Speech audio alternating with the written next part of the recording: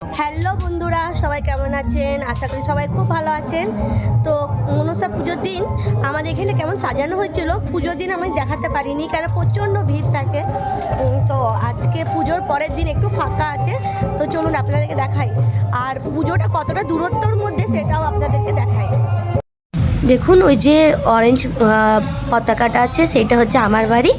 আর দেখুন এই গলিতে কি সুন্দরভাবে লাইটিং করেছে, চারিদিকটা খুব সুন্দরভাবে সাজিয়েছে মনসা পুজোতে। আর এই দেখুন একদম আমার ঘরের সামনেই মনসা পুজোটা হচ্ছে।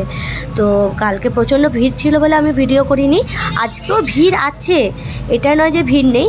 আজকে প্রসাদ খাওয়ানো হবে, পুজোর পরের দিন বলিতে যে প্রসাদগুলো পড়ে সেই প্রসাদ খাওয়ানো হবে পুরো পাড়ার লোককে, তাই ভিড় আছে, কিন্তু কালকের মতো অতটা ভিড় নেই। তো দেখো সবাই বসে আছে প্রসাদ খাওয়ানো হবে বলে। আর চলো তোমাদেরকে ঠাকুরটা দেখাই। এর আগেও তোমরা অনেকবার ঠাকুরটা দেখেছো, তবুও পুজোর সময় কিভাবে কি সুন্দরভাবে মা মনসাকে সাজানো হয়েছে। দেখো কি সুন্দরভাবে মা মনসাকে সাজানো হয়েছে। আর এখানে আমার মা কালীও আছে আর ভোলে বাবাও আছে।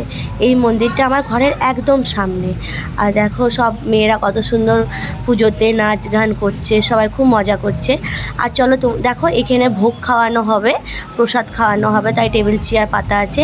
আর চলো তোমাদেরকে দেখাই যে, আর দেখুন আমার মায়ের ঘর থেকে মন্দিরটা কত কাছে। এইটা হচ্ছে আমার মায়েদের বাড়ি, আর এই দেখুন মন্দিরটা একদম পাশাপাশি, একদম কাছাকাছি। তো মায়েদের ঘর থেকে মন্দিরটা খুব কাছাকাছি। আর দেখুন এখান থেকে পুরো দেখা যাচ্ছে কি সুন্দর ডেকোরেট করা হয়েছে। তো মনসা পুজোটা আমাদের তো খুব ভালো করে কাটে, আপনাদের কেমন কাটে অবশ্যই জানাবেন।